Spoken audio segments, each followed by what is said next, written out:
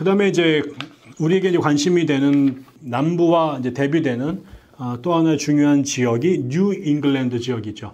뉴 잉글랜드 지역은 말씀을 계속 드린 것처럼 1620년에는 분리파 청교도들이, 그리고 1630년에는 비분리파 청교도들이 들어와서 중요한 주를 이제 연속으로 세웁니다. 첫 번째가 플리머스, 두 번째가 매사추세츠, 세 번째가 커네티컷, 네 번째가 뉴헤이븐, 이 네 가지의 주를 건설을 하게 됩니다.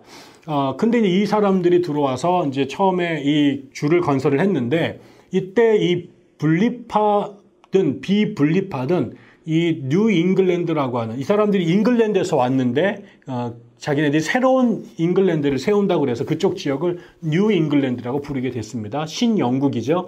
근데 그 사람들, 이 네 개 주를 세운 사람들의 공통된 것은 그 분리파든 비분리파든 청교도들이었고, 그 청교도들 안에도 그 당시에 여러 가지 분파들이 있었습니다. 그 분파들 중에 회중교회, Congregational Church라고 하는 회중교회 사람들이 여기에 오게 된 거죠. 그래서 다시 말씀을 드리면 그 청교도들 안에는 결국은 그 여러 가지 이슈가 있었습니다만은 정치 제도, 교회 정치를 어떻게 할 것인가에 따라서 그 당시에 성공회가 감독 제도를, 감독 중심의 감독 제도를 이제 선택하게 되자 이것은 이제 카톨릭하고 다를 게 없다.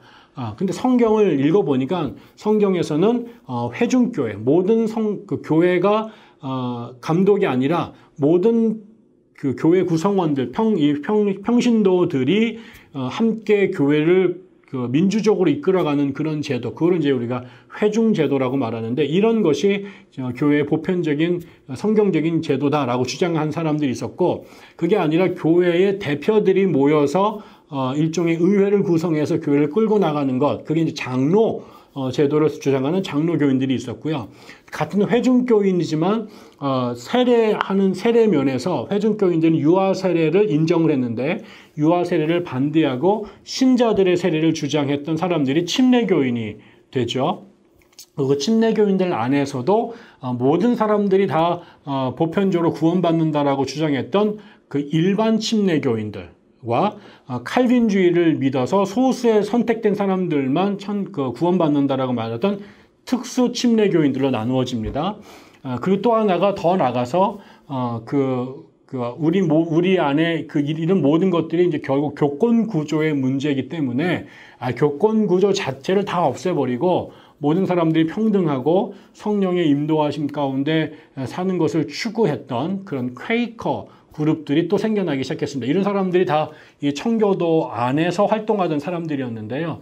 그 사람들 중에서 회중교회를 주장했던 사람들이 이 지금 그 뉴 잉글랜드를 건설하는 요체였습니다. 아까 제가 회중교회 안에, 그 청교도들 안에 분리파와 비분리파가 있다고 말씀을 드렸지 않습니까?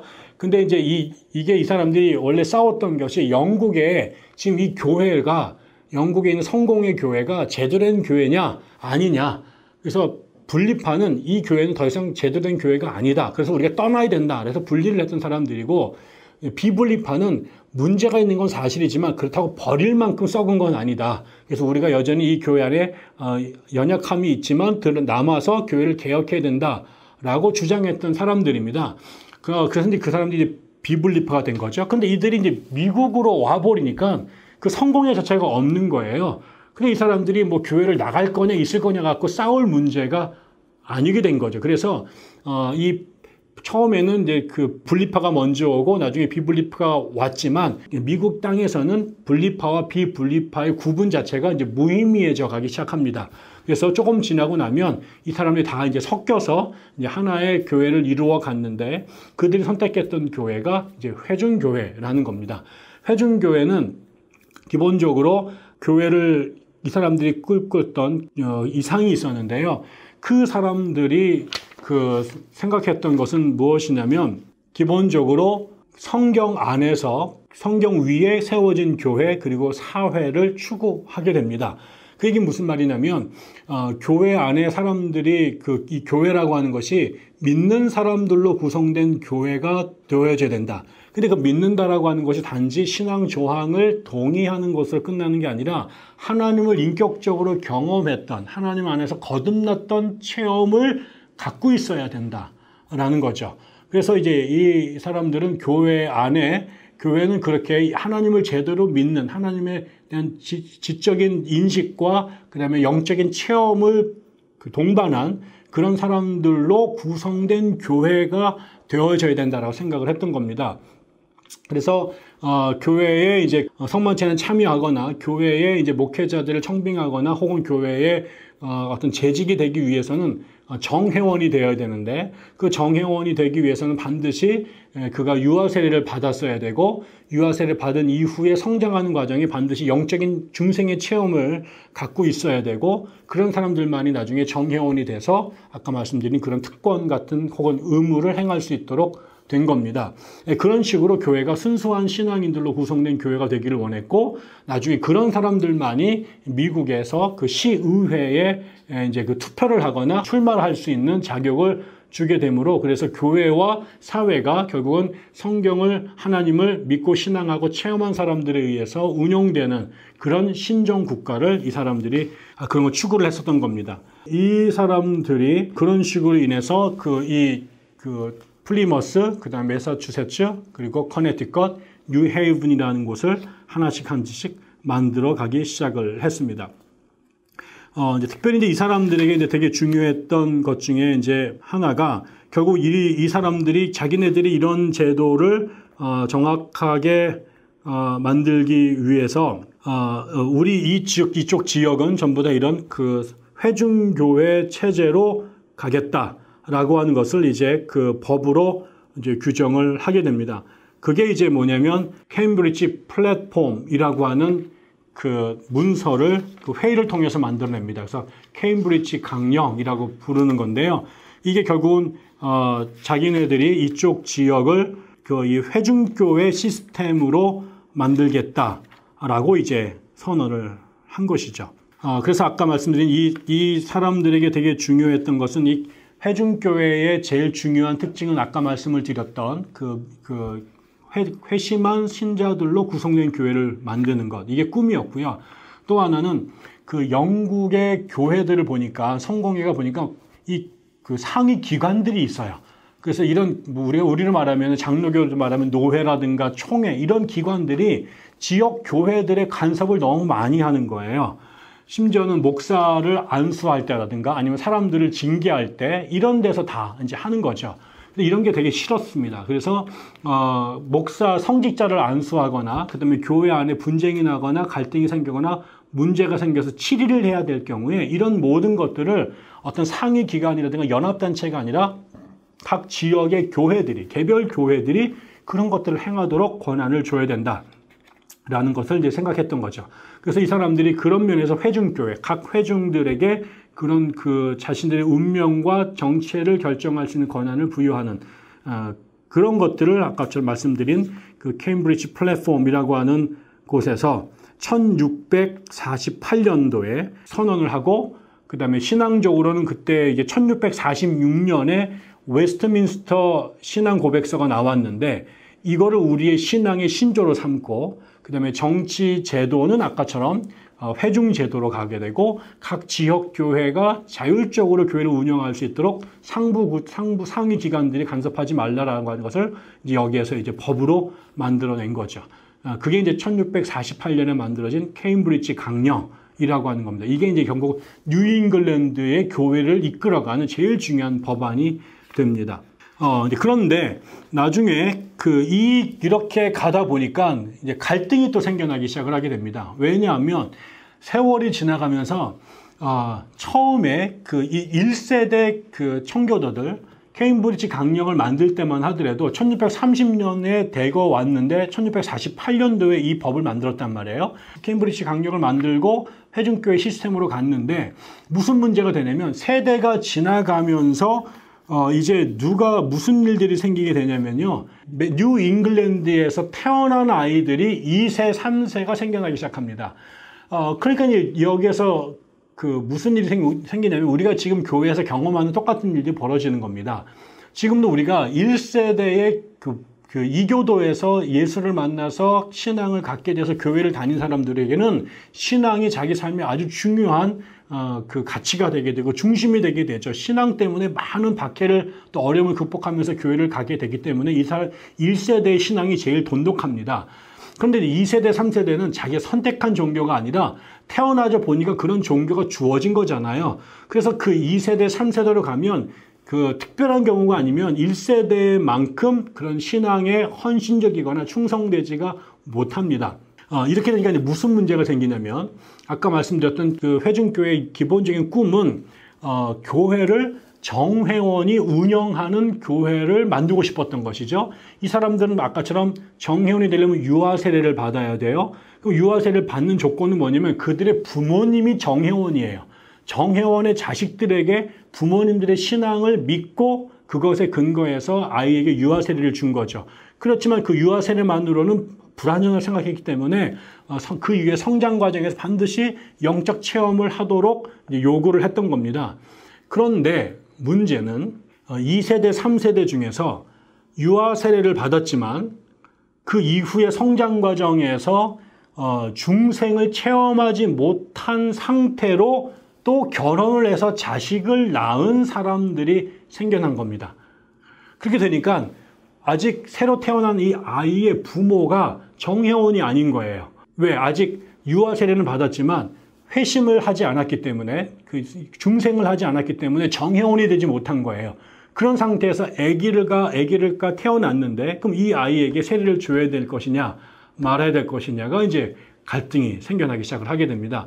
그래서 당연히 이제 보수적인 사람들은 절대 이런 애들은 세례를 주면 안 된다. 우리가 어떻게 세운 제도인데 이래서 이제 강경하게 했지만 세월이 지나가면 어떻게 되느냐. 교회 안에 점점 이런 사람들이 많아지게 되는 것이죠.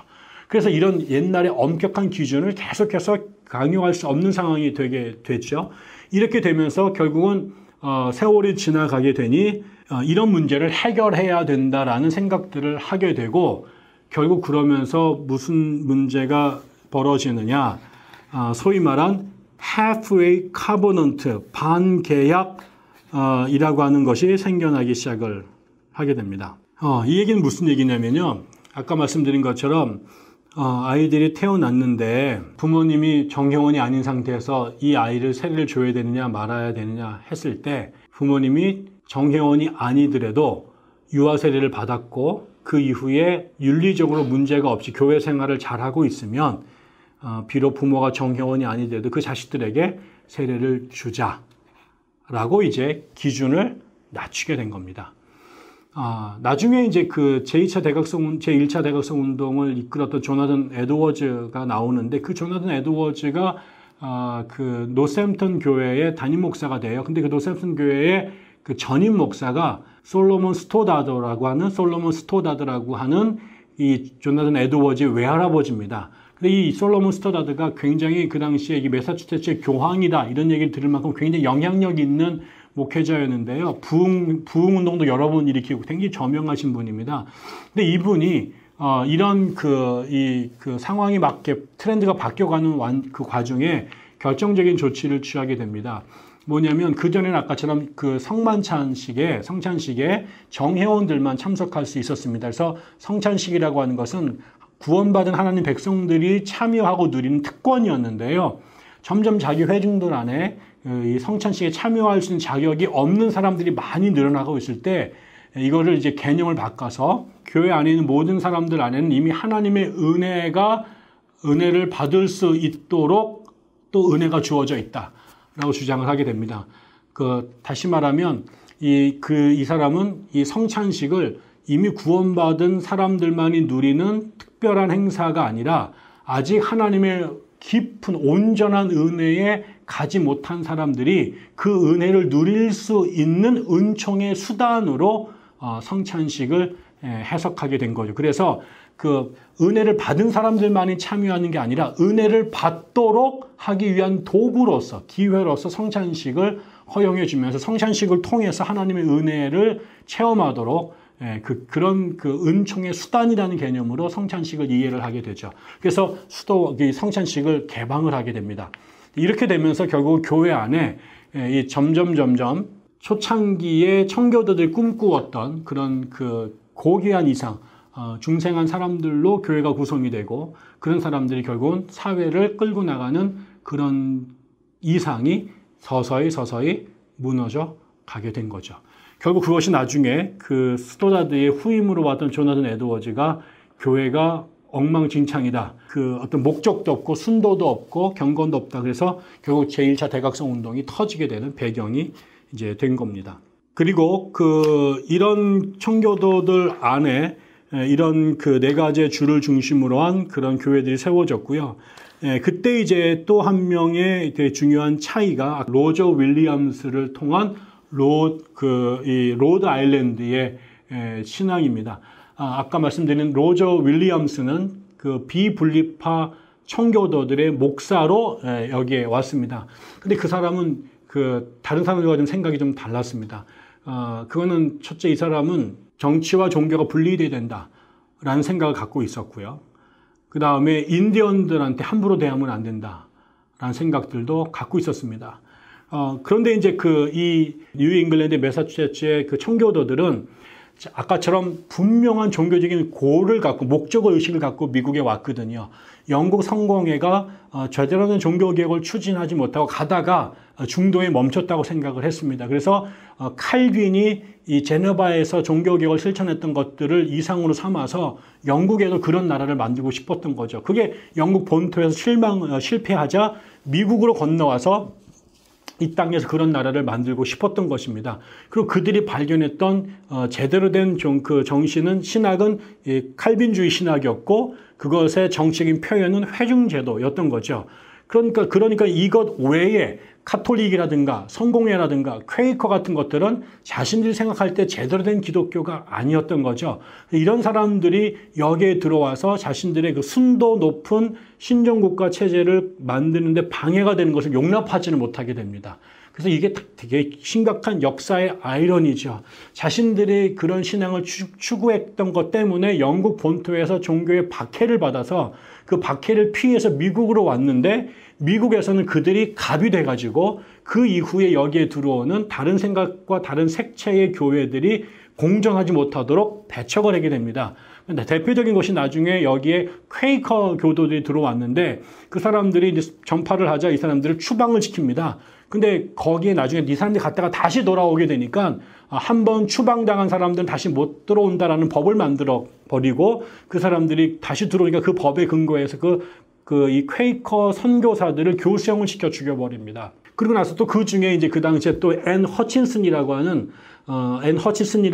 그 여성 사역자가 출마를 했는데 이 사람이 굉장히 신령해가지고요. 하나님과 직통 계시를 한다고 주장을 하는 그런 사람이었습니다. 그래서 이 사람이 성경에 대해서 조금 더 성경을 통한 것이라기보다 혹은 성직자를 통한 것이라기보다는 우리 직접적으로 하나님과 연결될 수 있다는 이런 주장들을 했는데 이런 사람들을 영국 뉴잉글랜드의 청교도 목사들이 율법을 그런 식으로 가다 보면 율법이고 뭐고 다 없어져 버리는 것이다 라고 비판하면서 율법 폐기론자라고 몰려서 이제 이단으로 몰아버리게 되고 추방을 해버리게 되죠. 이런 것들에 이제 반발을 느끼고 이 로저 윌리엄스가 아까 말씀드린 것처럼 이 매사추세츠 바로 위쪽에 로드 아일랜드라고 하는 지역을 인디언들로부터 돈을 주고 구매를 해서 새로운 식민지를 건설을 하게 되죠. 자기는 회중교인으로 회중교회 목사였는데 이 사람이 침례교로 전향을 합니다. 그래서 침례교인들이 거기에 들어와서 살 수 있도록 왜 침례교는 매사추세츠에서는 못 있습니다. 그들에 의해서 이단으로 몰려가지고 다 박해를 하니까 그런 사람들이 와서 살 수 있도록 로드 아일랜드를 침례교인들을 위한 그리고 그 외에 퀘이커라든가 다른 종교적인 이질적 집단들 다른 교파 사람들도 와서 살 수 있도록 그렇게 만들게 되죠. 그래서 미국에서 최초로 종교의 다양성이 인정이 되고 종교의 자유가 보장이 된 그런 주를 이 로드 아일랜드를 만들게 됩니다. 그래서 여기에 이제 아까처럼 다 풀었지만 자기가 이제 침례교인이었고 침례교인들이 여기에 많이 모여들게 되면서 나중에 그 여기 이제 침례교 교육자들을 이제 교육할 목적으로 로드 아일랜드 대학을 세우게 되고 그 로드 아일랜드의 대학이 지금 그 브라운 대학으로 이제 발전하게 됐죠. 그래서 아이비리그 중에 하나의 유명한 대학이 만들어지게 됐습니다. 그래서 우리가 말씀드린 것처럼 그 영국 그 북부 지역의 그 뉴잉글랜드 지역에는 4가지의 주가 청교도들에 의해 세워졌다. 그리고 그 사람들은 이 그 케임브리지 플랫폼을 토대로 해서 신앙은 웨스트민스터 신앙 고백서를 받아들여서 칼빈주의를 받아들이고 교회는 그 회심한 사람들이 그 교회에 중직이 되고 또 성찬을 참여하게 되고 그런 사람들이 결국은 그 사회도 다스리는 사상을 꿈꾸었지만 세월이 지나가면서 점점 그런 정예원의 숫자가 자격이 될 만한 사람들의 숫자가 줄어들게 되면서 반개혁 운동을 벌이게 되고 그래서 점점 그 자신들의 꿈은 하나씩 약화되고 잃어버릴 수밖에 없게 되어졌다. 그리고 이제 그런 와중에 로저 윌리엄스를 중심으로 해서 좀 더 종교의 관용을 추구하는 사람들이 이제 로드 아일랜드를 만들게 되고 거기에 침례교인들이 안착할 수 있도록 공간을 마련해 줬고 그들 외에도 다른 사람들도 와서 살 수 있는 종교의 자유가 보장된 새로운 주가 로드 아일랜드에 만들어졌다라고 이제 말씀을 드렸습니다. 예, 오늘 강의는 여기까지 하도록 하겠습니다.